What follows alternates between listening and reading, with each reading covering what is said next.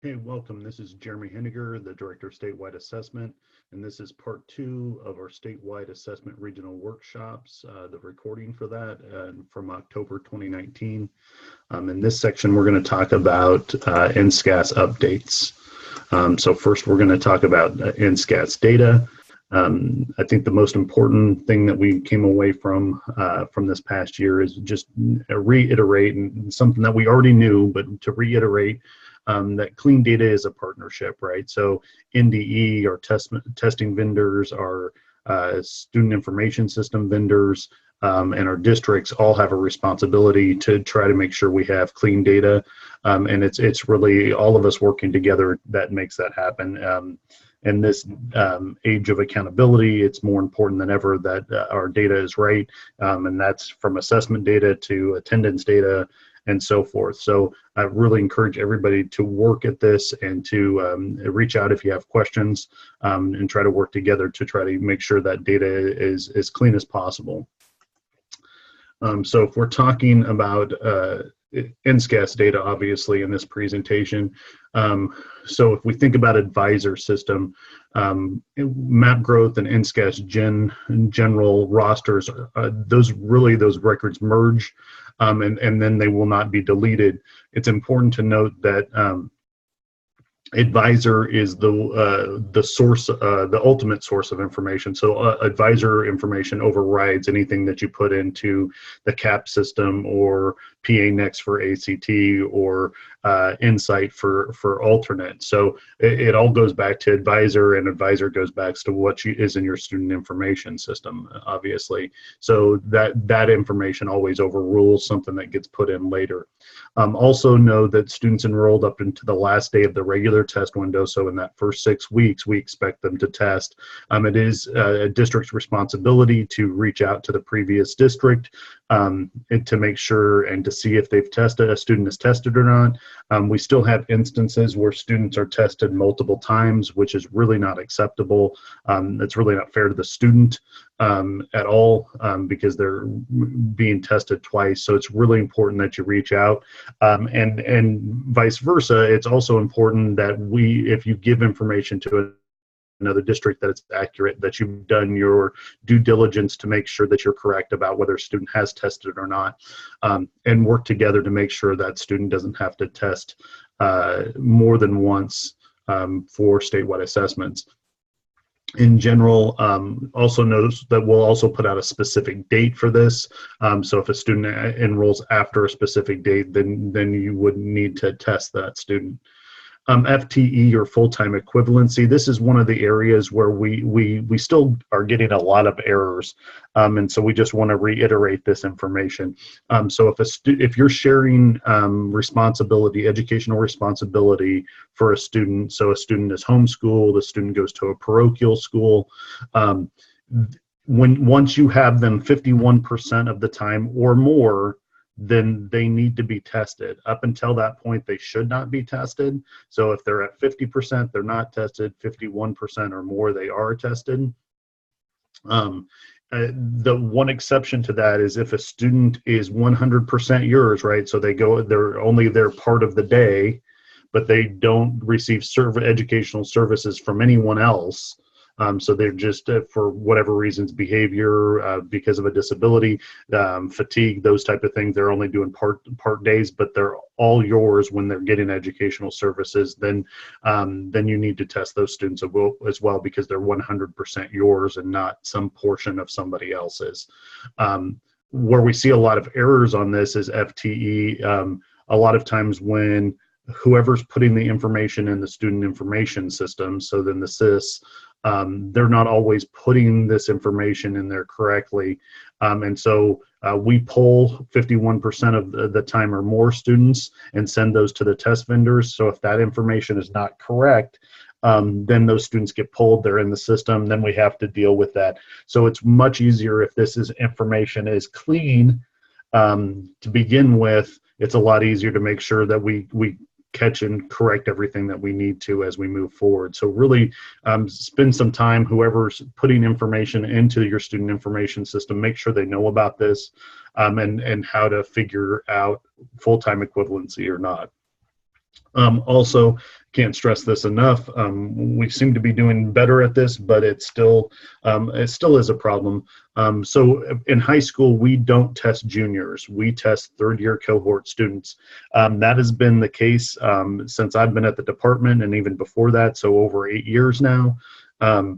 We test third-year cohort students, and most of the time that is a junior, but it actually doesn't matter what grade level they're in, whether sophomore, junior, senior, freshman. It's the third year they're in high school. And so when a student enters high school for the first time as a ninth grader, they receive their four-year cohort expected graduation date. And then we test those students that date -1 or 3 years in. And so this year we're testing 20 students. In 2020, we're testing students that have a 2021 cohort or expected graduation date. That's the third-year cohort. And it's really important that we're only testing third-year cohorts students, and we get them all tested. If a student only has sophomore credits, but that's their third year, we go ahead and test them. If they're a senior because they got ahead in credits somehow, we test them as well in the third year.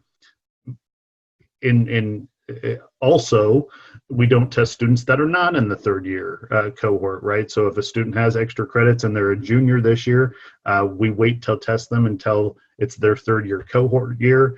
And so that it's important that schools only test third year cohort students and not students that are not in the third year cohort. It's also important to know that you can request changes to somebody's cohort, but they're not guaranteed to be approved, and you have to do that through the advisor help desk.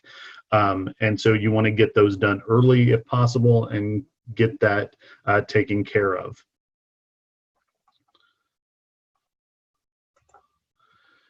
Advisor additional information if you're we continue to there's a small number of students that are served by external programs, either Rule 18s or contracted service providers, those types of programs, and then also students that are contracted to other districts. If you're looking to who reports what, there is a document called Who Reports What, and here is the link for that. You can always also contact Maggie Sis at the department in our office or the advisor help desk, and they'll help you with those types of things. Advisor dates at the end of the year. Everybody knows that on June 30th is the final deadline to get year-end information in. It is really important that we follow up and do that and make sure it is as correct as possible at that time. It's easy to say, and what I can say very clearly is before that date, it's much easier to change things and get things cleaned up than it is after that date. So after that date, we're asking permission. You have to go through processes to get things cleaned up, and it's not a guarantee that it will. So spending the time before June 30th to make sure information in SRS and your student information systems and therefore advisor is correct is imperative, and it makes it a lot easier if you do that ahead of time. Couple of new pieces of information for not tested codes in 2019-20. So this year we went through the testing codes, the not tested codes for the NSCAS alternate, NSCAS general, and ACT, and tried to put those more in line with each other and make sure there wasn't as many differences. Just like there's an alternate assessment code, there's also a general assessment code. So if you have a student that gets put into the alternate system, but they're going to take ACT or the NSCAS general, you can mark them down as general. And that just tells us that you didn't test them on alternate because they were taking the other test. And so it's really a tracking code more than anything else. So that's there for you. We've added student refusal codes to all three tested areas. So this used to be only for ACT, but we think this is important. First of all, a student refusal is still a 0 score and a non-participant. And so it's important that we try to get all of those students tested, obviously. One reason why we're starting to do this is we want to track how many student refusals we're having, because that influences policy in the future and informs policy as we move forward. So try to make sure you mark any student refusal as a student refusal instead of a parent refusal or something else. Also, we wouldn't expect this to be a one-time and over, right? So if you have a student that refuses on Monday, and you should probably try again, whether that's on Tuesday or Wednesday or in 2 weeks from then, but still during the window. You need to check and try multiple times. What are you doing to try to help that student be prepared and take that assessment? And what are you doing to support that student? But it shouldn't be a one-time and then done exercise as far as a student refusal goes. I'm fairly sure that all of you are probably doing that because you don't want a 0 on your test scores, but I thought that was important to say. TXT, or Testing an External Program. So this is really for NSCAS General only, and is really a tracking piece. So if you have a student that is in a Rule 18 program, the contracted service providers, like I mentioned earlier, TXT is what you're going to use instead of no longer enrolled to tell us that that student is testing someplace else.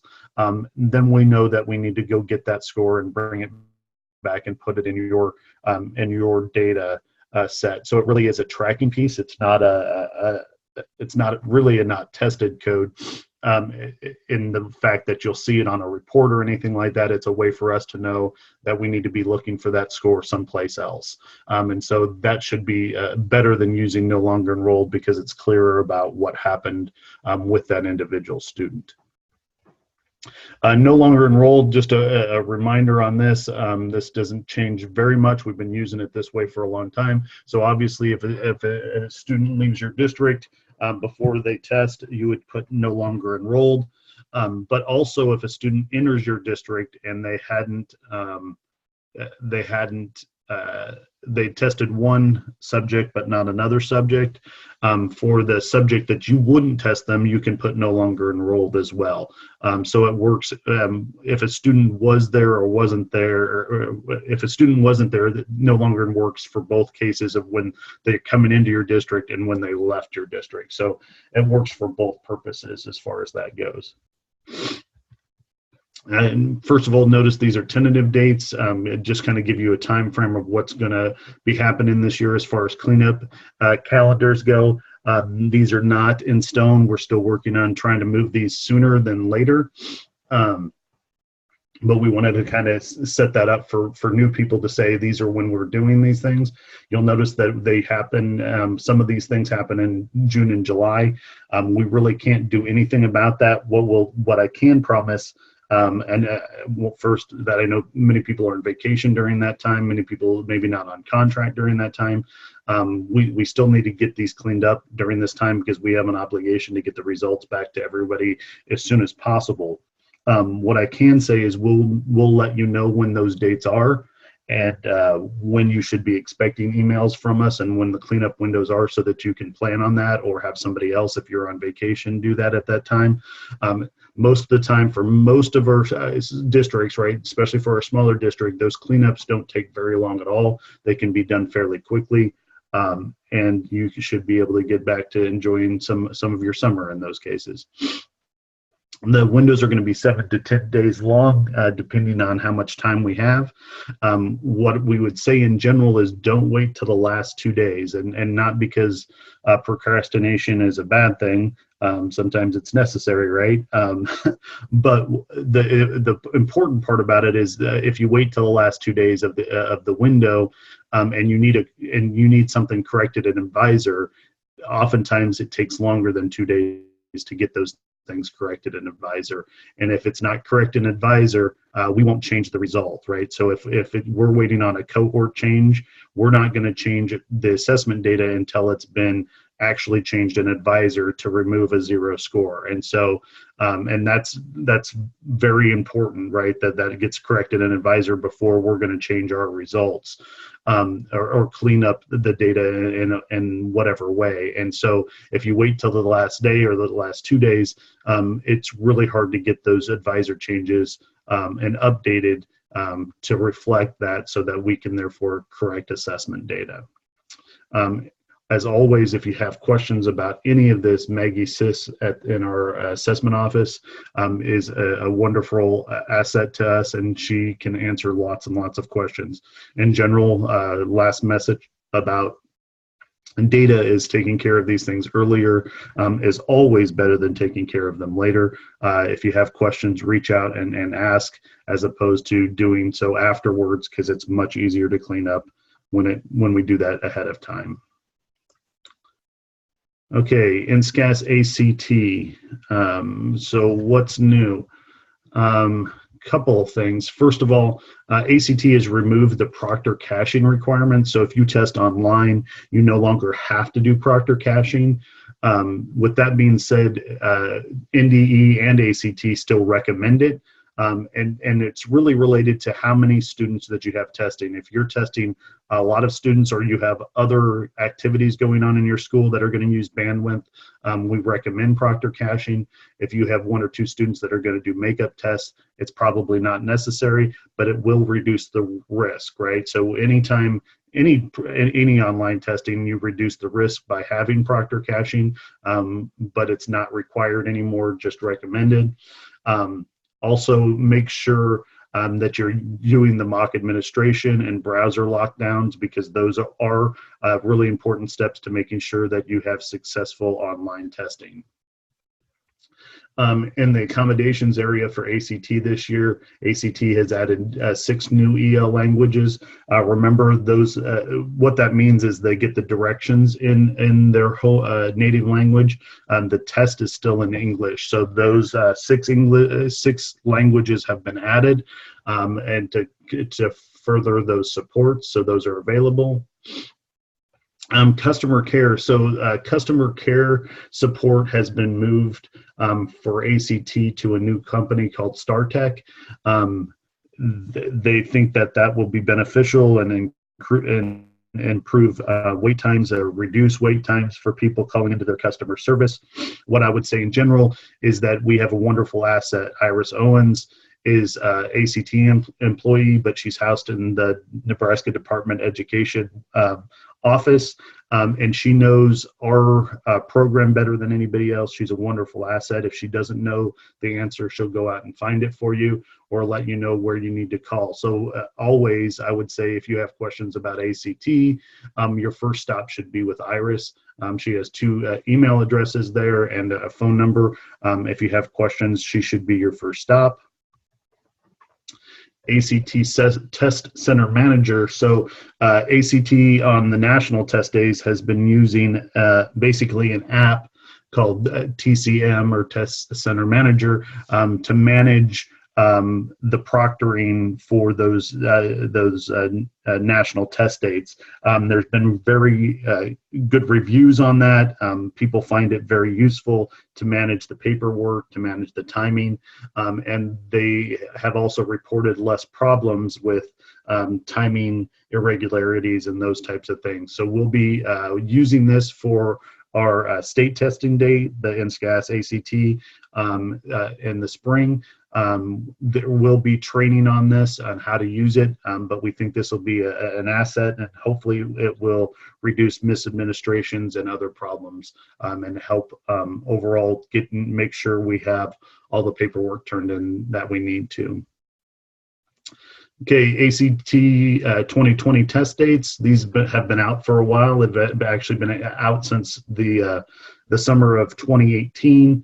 Once again, just to refresh everybody's memory, you have the option of choosing any of these windows. You can choose test window 2, test window 1, test window 2, or test window 3. We encourage you to choose the earliest window possible for your testing. If you choose test window 1, you then can use test window 2 and 3 to do makeups. If you choose test window 2, then you only have test window 3 to do makeups. And if you choose test window 3, which you should probably not do, but if you do choose test window 3, you only have that one window. There is no additional window to do makeups. To kind of reinforce that, in previous years, we had initial makeup dates, and so everybody tested in window 1. Then you had a makeup window to catch any students that maybe were sick or not there or absent those days. And then in our back pocket, we had an emergency date, and that emergency date was not published. We didn't tell anybody about it, but it was really there in the case of acts of God, right? And so last year we had to use it because of the flooding in our state, and so we did use that emergency test date for a couple of districts. 2 years ago, we had to use it because of a blizzard. There are things that will happen or potentially happen, and so if you choose that test window 3 date, there is no get out of jail card, right? There is no emergency test date. Essentially, it is the emergency test date. So test window 3, if you choose that date, if a district chooses that date, they are incurring quite a lot of risk because you never know what's going to happen. Even on April 21st, the snowstorms happen, flooding happens, who knows what happens. So we encourage you to let us to choose an earlier window. You're going to let us know which window you're going to choose in the managed participation in PA Next, and that's coming up in November. I have those dates for you here soon. One other thing that we think is really important to note, and this is can be a little confusing, but I want to just make sure this is out there and that we're letting everybody know this. So like I said, we've been letting everybody know what the test dates for 2020 are since 2018. You have choice. You still, you're going to maintain choice, right? You're going to have that ability to choose any of those windows. Although one thing I didn't mention before is if you choose test window 3, you have to call the department and have that approved by me. And so if you are planning on doing that, go ahead and give me a call. Let me know that's your plan. I'm going to try to talk you out of it. But you do have to get my permission basically to have that test window 3 as your primary window this year. With that being said, as you know, with NSCAS General and NSCAS Alternate, those are custom products. So basically everything about them we can customize and make however we want. That's not so with the ACT test. It is an off-the-shelf product, and we're participating along with many other states. I think 23 other states do some sort of state testing. With that being said, there are certain things that are consistent from state to state, and even though we in Nebraska have given you choices between test window 1, test window 2, and test window 3 this year, ACT has a little bit different nomenclature and naming for that. And so it's important to know that on many of the communication products out there, whether it's emails or the PA Next system, ACT will be referring to these dates as initial date, test date, makeup test date, and emergency test date.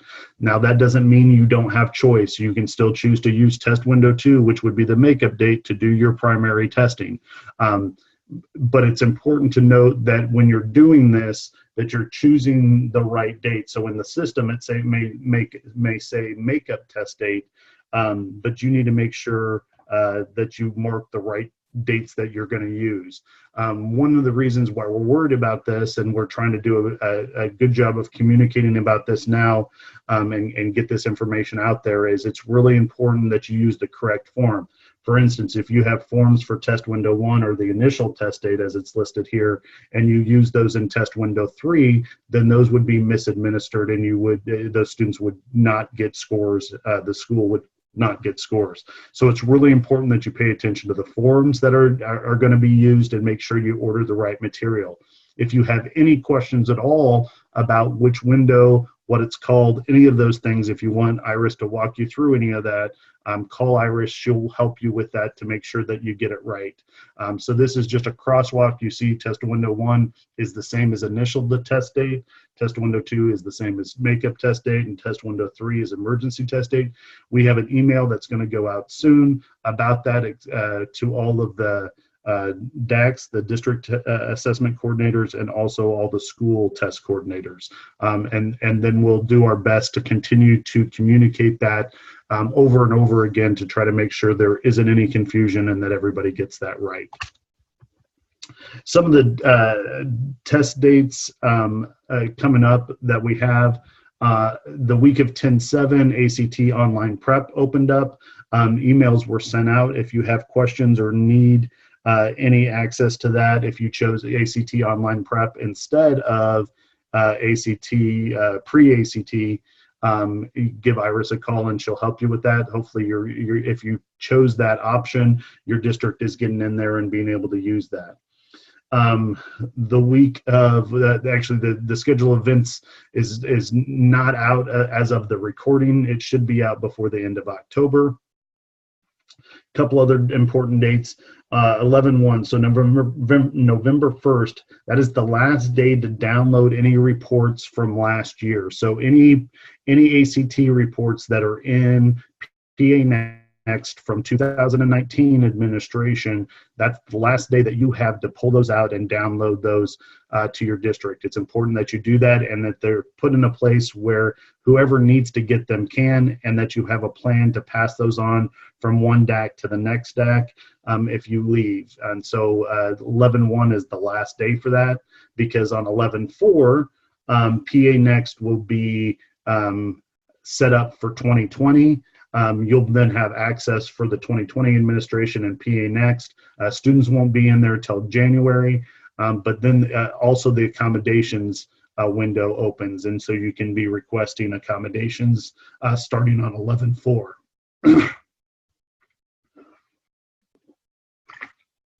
From 11/4 to 11/30, so from November 4th to November 30th, you have access to PA Next so that you can manage participation. And the deadline to do that is 11/30. If you don't do that, you'll get a call from Iris. You're going to tell us what method you're going to use, if you're going to use online or paper pencil, and then you're also going to tell us what is going to be your primary test window. Test window 1, test window 2, or test window 3, like we talked about just before. We also have some webinars coming up on Tuesday, November 5th. There's an accommodations WebEx that you're able to tune into that will be recorded. All of these will be recorded and then put up there, posted on the ACT website so that you have access to them. And so that's Q&A time, and then put out information about accommodations. Thursday, January 16th, and then Thursday, February 13th, there's 2 different test administration trainings, and those are 2 different trainings, right? Training 1 and training 2, they are not repeats. And so tuning into those would be important too. Once again, we'll record those and put those up for you to access. PA Next, like we said, opens on November 4th.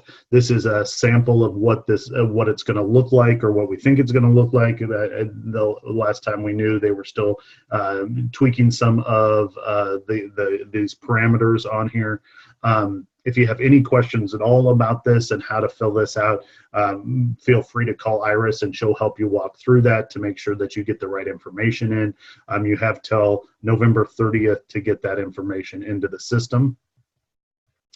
ACT online prep and pre-ACT, we just wanted to provide some numbers so that you knew what your colleagues in other districts are doing. We're not going to really go over that except mention a couple of things.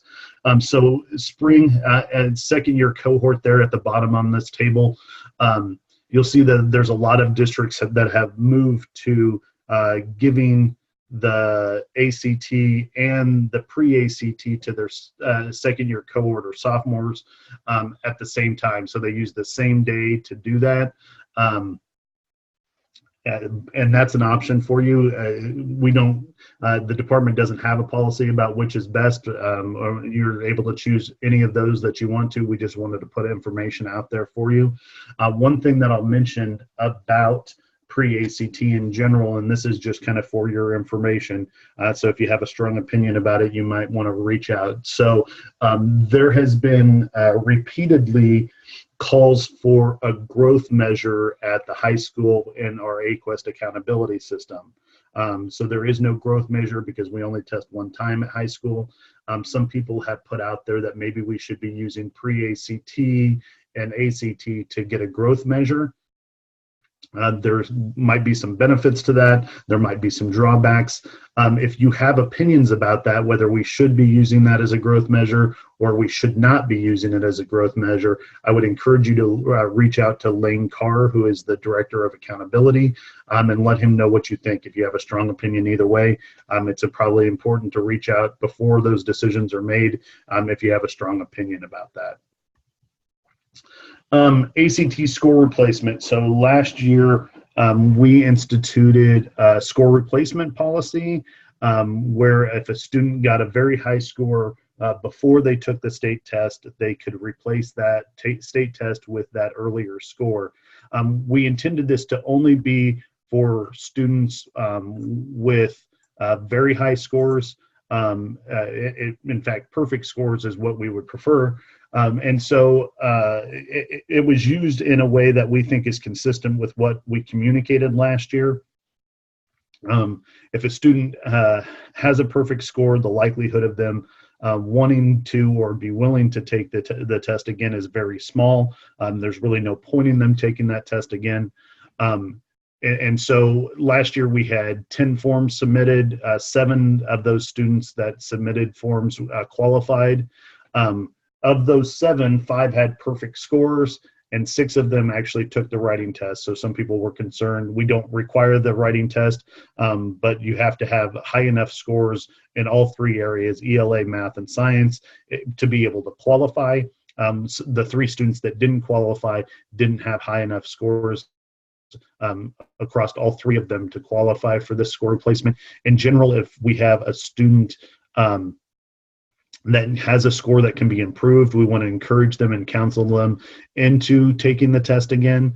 But we know that that is difficult, and there are good reasons why some students don't want to take it again, even when they have just a very high score. So this will be available. We'll put the form out there again this year. We do expect it to be used rarely and only for students that get very high scores. We'll make sure that the dates are out there so that you know when the deadline for that is. It is really not meant to just replace scores when students don't show up or fail to test. It's really about students that have high scores and therefore have good reason not to want to test again.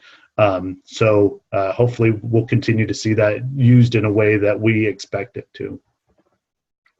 ACT fee waivers, it's important to note that students that qualify for free and reduced lunch have the ability to apply for fee waivers from ACT. And this is information from 2019. So overall, we did pretty well with students in the states and in the state using the fee waiver a little bit better than the national average as far as being used, those fee waivers being used. We really want to encourage people, if they have students that want to take the ACT again, that they're using that fee waiver access if they qualify for free and reduced lunch. So they can get 2 tests paid for in their lifetime. But it's also important to note there's lots of other resources here. They get ACT online prep for 6 months. They get additional score reports. So a student that takes the ACT without a waiver can send their reports up to 4 colleges or universities. A student that qualifies for the fee waiver can send that up to 20 schools. They also have a scholarship program for students that meet the requirements for the fee waiver to apply for college for free. So there's some money there to take care of it, application costs and those types of things. So there's really a lot of additional value listed here for you to see. And so really, if a student is interested and qualifies, we really want them to take advantage of that. If you have questions about how to order fee waivers, you can go to this website here. Also, Iris would be able to help you if you have any questions about that, and to help your students take advantage of those fee waivers. A couple of things about lessons learned for 2019. Lessons learned. Okay, continue to pay close attention to forms and which window they are assigned. It's going to be really important with the naming of those windows, test window 1, test window 2, test window 3, initial makeup emergency, that you pay close attention to the forms and make sure that you only use the forms for which they are assigned. Get accommodations in early, right? So get those requests in early. That way, if they're denied or you need additional paperwork, you can get that done. Avoid non-college reportable. So we have the ability to give a non-college reportable for accountability purposes. If you think a student needs accommodations that they're not able to get, what I'll tell you about this is that the federal government would like us to end non-college reportable because they don't like the fact that some students get more value out of a test than other students. And really, we think that a lot of times that districts are just not asking for the accommodations, as opposed to being okay with that non-college reportable piece. So please avoid those if possible. If you have questions, do not hesitate to call Iris. And just as a reiteration here, all third-year cohort students need to take NSCAS ACT or NSCAS alternate. They do not test students that are not in that third-year cohort in high school. Have a plan for students in external programs. Those external programs are going to order materials and test students, hopefully, but you need to make sure that you're following up with them, because ultimately that is a district responsibility. A couple of pieces about ACT writing. So this year we saw additional non-scored ACT writing tests than we have in the past. When we were running statewide assessment writing test, we had some of these same things. We didn't necessarily score an essay if it was off topic, if it was not in English, if it was illegible, if a student wrote questionable or inappropriate language. Those might all be reasons why a test wasn't scored if it was blank, right?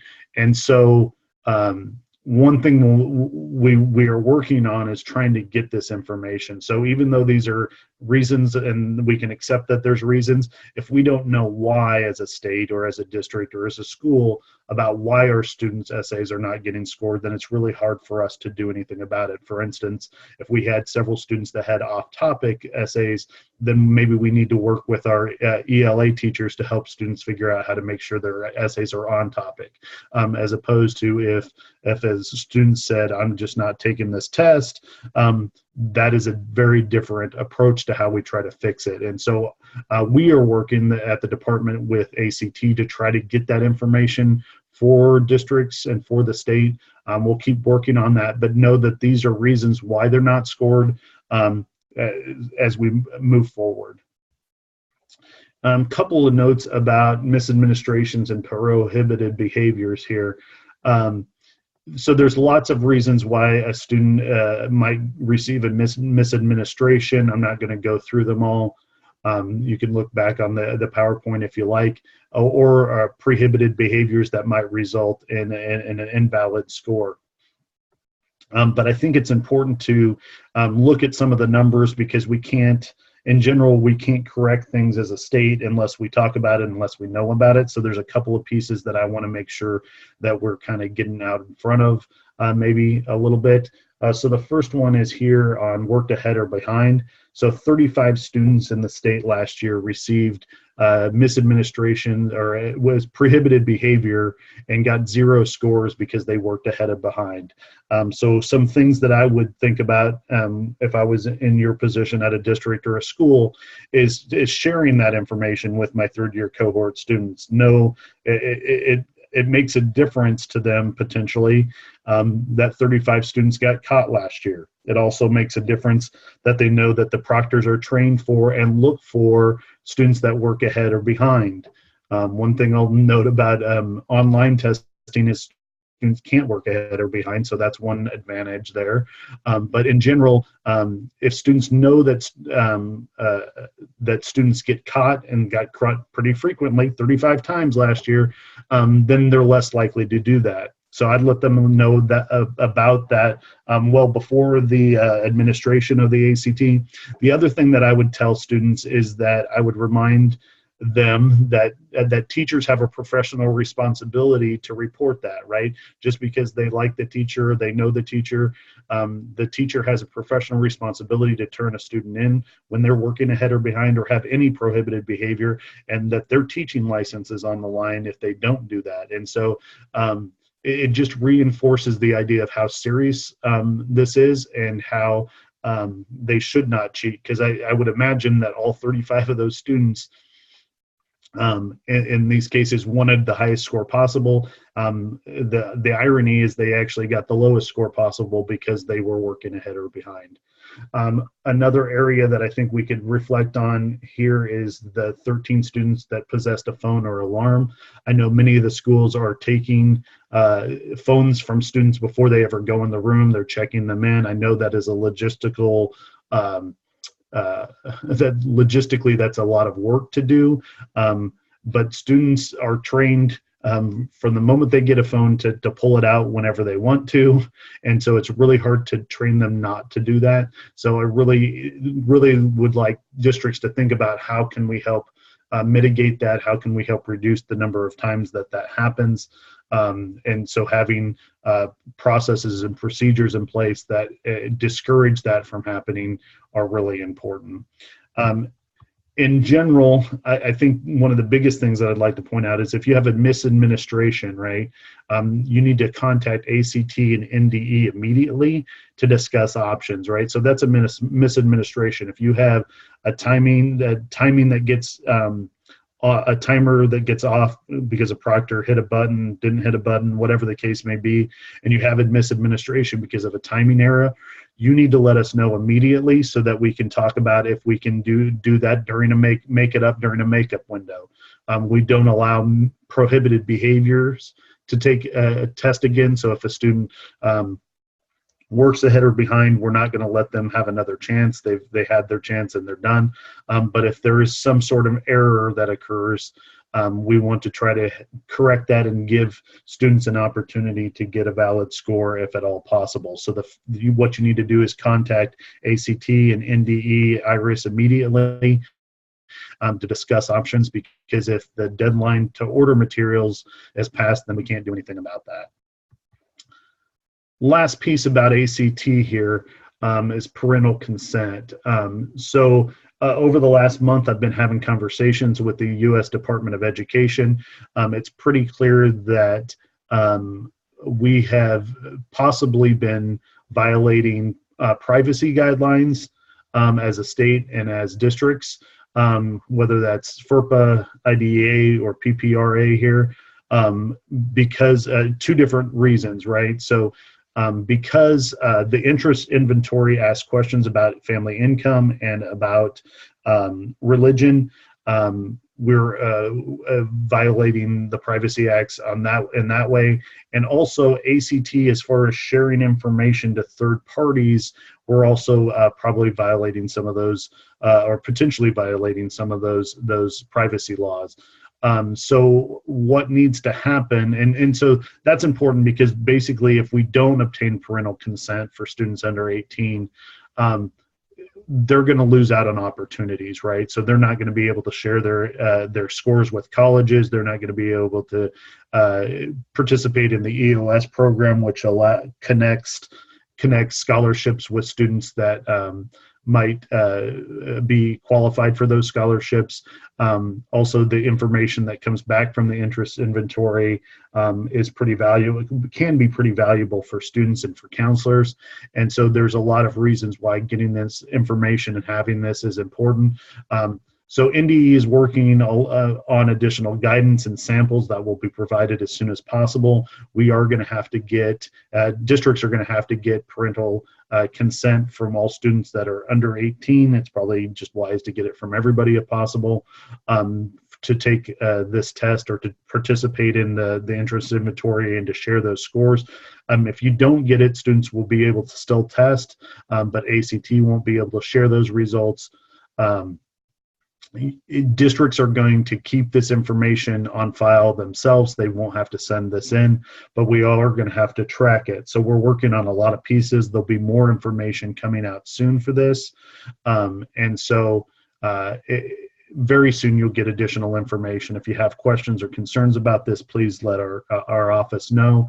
We know that it's going to be a logistical challenge for many of our schools and districts to do this, but when it comes to following laws and making sure that our student privacy is protected, we think that that is probably something that we should and have to do. So with that, I'm going to go ahead and stop this presentation.